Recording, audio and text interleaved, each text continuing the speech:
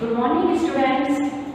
आज हम नया पाठ प्रारंभ कर रहे हैं और ये हमारी व्याकरण का नया पाठ है जिसका नाम है सर्वनाम। तो आज बच्चों हम देखेंगे सर्वनाम क्या होता है और इसके कौन कौन से भेद हैं और सर्वनाम का हमारी भाषा में क्या महत्व है। तो शुरू करते हैं बच्चों। सर्वनाम, सबसे पहले सर्वनाम का अर्थ। सर्वनाम शब्द का अर्थ है सबका नाम। सर्व का अर्थ होता है सबका और नाम का आप जानते हैं नेम, नाम, सबका नाम अर्थात वे शब्द जो हम सबके लिए प्रयोग कर लेते हैं और वो सब क्या है? संज्ञा।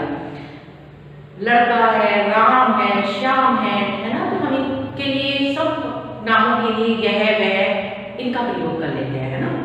राम आया, श्याम आया तो हम कह देते हैं यह आया, वह आया। तो इस तरह से यह वह करके यह वह हम किसी के लिए भी प्रयोग कर सकते हैं, चाहे कोई लड़का हो चाहे कोई लड़की हो। तो एक जो नाम हम सबके लिए दे सकते हैं वो है सर्वनाम। अब सर्वनाम क्या होते हैं ये समझ लेते हैं।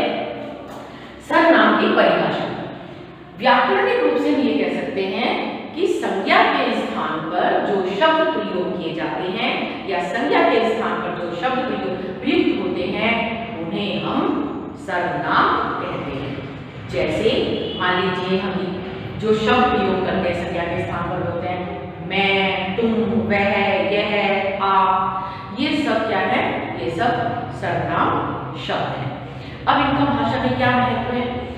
मान लीजिए हमारे पास अगर हम संज्ञा शब्द का प्रयोग कर रहे हैं, हमारे पास एक अनुच्छेद है या हमारे पास एक पैराग्राफ है, हम लिख रहे हैं कि रानी लक्ष्मीबाई बहुत ही वीरांगना नारी थी। रानी लक्ष्मीबाई झांसी की रानी थी। रानी लक्ष्मीबाई अंग्रेजों के साथ लड़ी थी।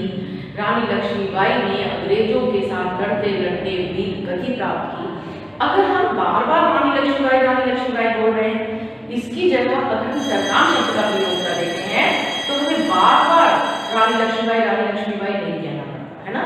हम ये कह सकते हैं रानी लक्ष्मीबाई एक वीरांगना नारी थी, वीरांगना थी। वह झांसी की रानी थी।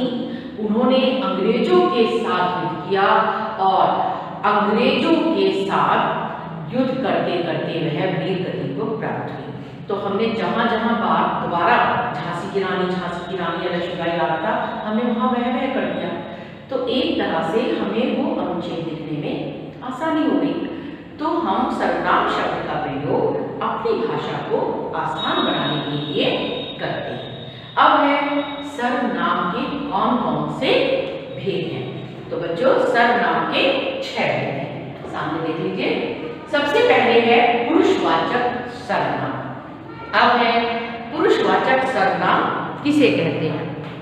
तो बच्चों पुरुषवाचक सर्वनाम होता है, ये पहली बात तो ये पुरुष के लिए ही प्रयोग किया जाता है। पुरुष में स्त्री पुरुष दोनों आ सकते हैं, सिर्फ उनके लिए प्रयोग किया जाता है। और पुरुषवाचक में किसी भी, जब हम बात करने वाला है ना वक्ता, दूसरा होता है श्रोता जो बात को सुन रहा है, और तीसरा होता है जो वहां उपस्थित नहीं है लेकिन हम उसके बारे में बात करते हैं। एक तो बोलने वाला, एक सुनने वाला और एक जो वहां नहीं है, कोई अन्य है लेकिन हम उसके बारे में बात कर रहे हैं। ये सारे शब्द सर्वनाम पुरुषवाचक सर्वनाम में ही आते हैं। तो जब हम अपने लिए बात करते हैं तो हम उत्तम पुरुषवाचक का प्रयोग करते हैं, जैसे मैं ये करता हूँ, हम ये करते हैं, है ना। और हम, मैं, मेरा, अगर हम इन शब्दों का प्रयोग कर रहे हैं तो ये है उत्तम पुरुषवाचक सर्वनाम। जब कर्ता सिर्फ अपने बारे में बात करे, अगर हम सामने बैठा है जो वो हमारी बातें सुन रहा है, अगर हम उसके बारे में बात करते हैं तो हम शब्दों का प्रयोग करते हैं मध्यम पुरुषवाचक। मध्यम पुरुषवाचक में तुम ये कर लो, तुमने ऐसा किया, तुमने ये क्यों किया, तुमने, आप, इन शब्दों का, तुम भी इसी में आ जाता है, इन शब्दों का प्रयोग हम करते हैं। फिर होता है अन्य पुरुषवाचक। अन्य पुरुषवाचक में जो वहां उपस्थित नहीं है, एक तो वक्ता बोलने वाला है, एक सुनने वाला है, लेकिन हम अगर किसी तीसरे के बारे में बात करते हैं, वह तो ऐसा है, वे तो ऐसे हैं, उन्होंने ऐसा किया, तो वह, वे, उन्होंने, ये सारे शब्द हमारे आते हैं अन्य पुरुषवाचक सर्वनाम में।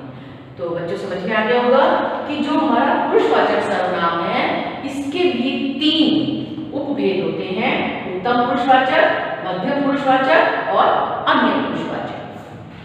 अब दूसरा हमारा, ये था हमारा पहला भेद। दूसरा आ जाता है निश्चयवाचक। निश्चयवाचक में सर्वनाम शब्द का प्रयोग किया जाता है किसी निश्चित वस्तु, निश्चित प्राणी या निश्चित स्थान के लिए। मान लीजिए हम है तो वो सर्वनाम शब्द, लेकिन हम कह रहे हैं कि निश्चयवाचक, यह मेरा भाई है, यह मेरा घर है, वे बच्चे बहुत चंचल हैं, है ना, वह होशियार छात्र है।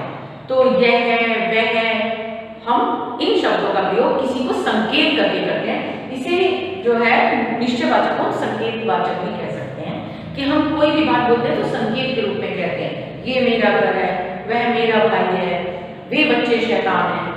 तो ये क्या है, हम किसी को संकेत करके ही कहेंगे ये बात। तो ये है निश्चयवाचक, है ना। अब है अनिश्चयवाचक। अनिश्चयवाचक में हम ऐसे सर्वनाम शब्दों का प्रयोग करते हैं जिनके लिए कोई बात निश्चित नहीं है। जैसे बाहर कोई खड़ा है, ये तो हमें लग रहा है कि कोई है, लेकिन हम ये नहीं जानते कि कौन है, तो अनिश्चित है ना, निश्चित बात नहीं है। तो हम उसके लिए कहते हैं बाहर कोई खड़ा है। तो कोई क्या है, अनिश्चयवाचक सर्वनाम है। बाल्टी में कुछ पड़ा है, कि कुछ लग तो रहा है कि बाल्टी में कुछ है, लेकिन हम समझ नहीं पा रहे क्या है, तो पूरी तरह से निश्चित नहीं है कुछ है क्या है, तो हम उसके लिए कहते हैं बाल्टी में कुछ पड़ा है। तो कोई, कुछ, ये शब्द हमारे आ जाते हैं अनिश्चयवाचक में। अब आ जाता है प्रश्नवाचक सर्वनाम। प्रश्नवाचक सर्वनाम में हम प्रश्न, ऐसे शब्दों का प्रयोग करते हैं जो है तो सर्वनाम शब्द, सर्वनाम में बोध करा रहे हैं, लेकिन वे प्रश्न का भी बोध कराते हैं। जैसे हम पूछ सकते हैं कि, जैसे मैंने आपको बेटे सबके शब्द भी लिखे कि इनमें कौन कौन से शब्द आते हैं। जैसे प्रश्नवाचक में है, वे कौन है, ये काम किसने किया है ना, ये किसे पता है, कौन, किसने, किसे, ये सारे शब्द हमारे प्रश्नवाचक सर्वनाम में आते हैं। और पहचान तो आप आसानी से ले ही लेते हैं, इनके पीछे प्रश्नसूचक चिन्ह लगे होते हैं।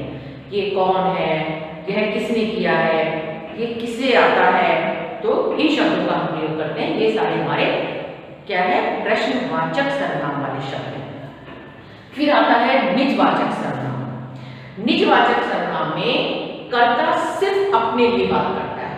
तो जो इसमें निजवाचक है, पुरुषवाचक सर्वनाम में ध्यान से समझ लीजिए, पुरुषवाचक सर्वनाम में भी उत्तम पुरुषवाचक है जब वक्ता अपने लिए बात करता है ना, उसे हम उत्तम पुरुषवाचक सर्वनाम बोलते हैं। अब इन दोनों में अंतर क्या है, उत्तम पुरुषवाचक सर्वनाम और निजवाचक सर्वनाम। इसमें अंतर ये है, अगर उत्तम पुरुषवाचक सर्वनाम है तो उसमें वक्ता कहेगा कि मैं पढ़ रहा हूँ, मैं लिख रहा हूँ, है ना, अपने लिए बात कर रहा है। लेकिन अगर वो उसमें भी निजवाचक में सिर्फ अपने लिए ही कहता है, मैं अपने आप पढ़ता हूँ, मैं स्वयं खाता हूँ, है ना, मैं खुद करता हूँ, तो निजवाचक सर्वनाम में कर्ता सिर्फ अपनी बात करता है और उनमें अपने आप, स्वयं, खुद, इन शब्दों का प्रयोग करता है। मैं अपने आप स्कूल जाता हूँ, मैं अपने आप खाना बनाता हूँ, मैं अपने आप पढ़ता हूँ, मैं स्वयं ये काम करूँगा, है ना, मैं खुद बाजार चला जाऊँगा।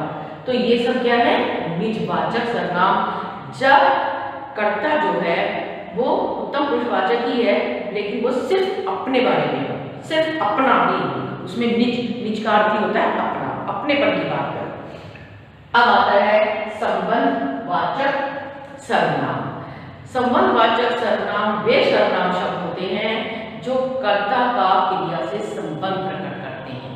जैसे कर्ता के साथ क्या है, क्रिया के साथ उनका क्या है, क्रिया के साथ क्या संबंध प्रकट करते हैं सर्वनाम शब्द, जैसा करोगे वैसा करोगे। तो जैसा वैसा ये संबंधवाचक सर्वनाम है ना। अब है जिसने ये काम किया है वह सामने आए, है ना, जिसने, वह, जैसा वैसा, जैसा बोगे वैसा काटोगे, है ना। जो चोर था वो पकड़ा गया। तो इनमें क्या शब्द प्रयोग होते हैं? जो, जिसने, जैसा, वैसा। तो ये सारे हमारे सर्वनाम शब्द हैं। तो बच्चों ये आपको समझ में आ गया होगा। सर्वनाम का अर्थ सबका नाम, अर्थात जो शब्द सबके नाम के लिए प्रयोग हो जाए। सर्वनाम की परिभाषा, संज्ञा के स्थान पर प्रयुक्त होने वाले शब्द सर्वनाम कहलाते हैं। और उसमें मैंने उदाहरण आपको दे रखा है, जैसे मैं, तुम, वह आदि। सर्वनाम के भेद 6 भेद हैं। पुरुषवाचक सर्वनाम जिसके 3 भेद हैं, उत्तम पुरुषवाचक, मध्यम पुरुषवाचक, अन्य पुरुषवाचक। मैंने आपको बता दिए हैं इनमें क्या अंतर है। उत्तम पुरुषवाचक जो वक्ता है, बोलने वाला, अपने लिए बातें कर रहा है, वो उत्तम पुरुषवाचक है। जो सुनने वाला है, तुम ये सुन रहे हो, तुम ये कह रहे हो, तुम मुझसे ये बोल रहे हो, ये सब तुम बोल रहे शब्दों का प्रयोग मध्यम पुरुषवाचक। और अन्य है, एक श्रोता है, एक वक्ता है, लेकिन जो वहां उपस्थित नहीं है उसके बारे में बात हो रही है, तो वो अन्य पुरुषवाचक है, अर्थात वह, वे, इन शब्दों का प्रयोग होता है। निश्चयवाचक सर्वनाम में केवल निश्चित रूप से संकेत करके अगर कोई बात कही जाती है, ये मेरा भाई है, वह मेरा भाई है, यह मेरा घर है, यह मेरी पुस्तक है ना, वह बच्चा बहुत शरारती है, तो किसी की ओर संकेत करके हम ये बात कहते हैं। तो निश्चित रूप से संकेत करके अगर कोई बात कही जाती है और वो सर्वनाम शब्द है, तो वो निश्चयवाचक सर्वनाम कहलाते हैं। फिर आता है अनिश्चयवाचक, कि सर्वनाम शब्द का उस तरह से प्रयोग किया जाए जहां पर कोई भी बात निश्चित ना हो। जैसे बाहर कोई आया है, इसमें कुछ पड़ा है ना, ऐसे शब्दों का प्रयोग हम इसमें करते हैं। फिर है प्रश्नवाचक सर्वनाम।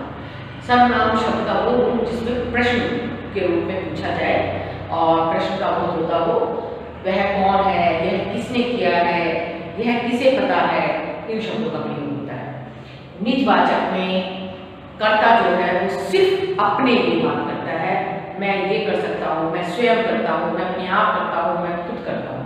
इनमें स्वयं, अपने आप और खुद शब्दों का प्रयोग होता है। संबंधवाचक में क्रिया का संबंध जिन शब्दों से होता है वो सर्वनाम शब्द होते हैं, लेकिन क्रिया से उनका संबंध प्रकट होता है आपस में। उनमें है जैसे जैसा बोलोगे वैसा काटोगे, जो चोर है वह वो सामने आए, है ना, जिसने ये किया है उसे इसी तो सजा मिलेगी। तो जिसने, उसने और जैसा वैसा, जो, वो, इन शब्दों का इसमें प्रयोग किया जाता है। तो ये था हमारा सर्वनाम। और बच्चों एक बात और ध्यान रखना, जैसे संज्ञा में लिंग वचन परिवर्तन होता है, वैसे ही सर्वनाम का भी हम परिवर्तन कर देते हैं, है ना। हम वचन के आधार पर भी करते हैं। मैं जा रहा हूं तो मैं का हो जाता है हम जा रहे हैं, मैं एक वचन, हम बहुवचन, ठीक है। और इस तरह हम इसमें लिंग परिवर्तन किस आधार पर करते हैं? मैं जा रहा हूं, मैं जा रही हूं, क्रिया के आधार पर हम पता लगाते हैं कि कौन सा लिंग है। मैं जा रहा हूं पुल्लिंग है, मैं जा रही हूं स्त्रीलिंग। तो इनमें भी लिंग परिवर्तन होता है, लेकिन और वचन परिवर्तन भी होता है। लिंग परिवर्तन क्रिया के आधार पर होता है और वचन परिवर्तन सर्वनाम शब्दों के आधार पर ही होता है। तो मुझे पूरी उम्मीद है बच्चों कि आज आपको सर्वनाम अच्छी तरह से समझ में आ गया होगा। बच्चों यदि एक बार में समझ में नहीं आता है, आपके पास वीडियो है, आप एक बार नहीं बार बार उसे चला कर देखिए, आपको बहुत अच्छी तरह से वो चैप्टर, वो पाठ समझ में आ जाएगा। लेकिन आप कोशिश करके देखिए, फिर भी अगर समझ में नहीं आता है, बार बार वीडियो देख के भी आपको लग रहा है मन में कोई डाउट है, कोई क्वेरी है, कुछ समझ में नहीं आ रहा है, तो आप मुझसे फोन करके, मैसेज करके पूछ लिया कीजिए। Okay students, thank you.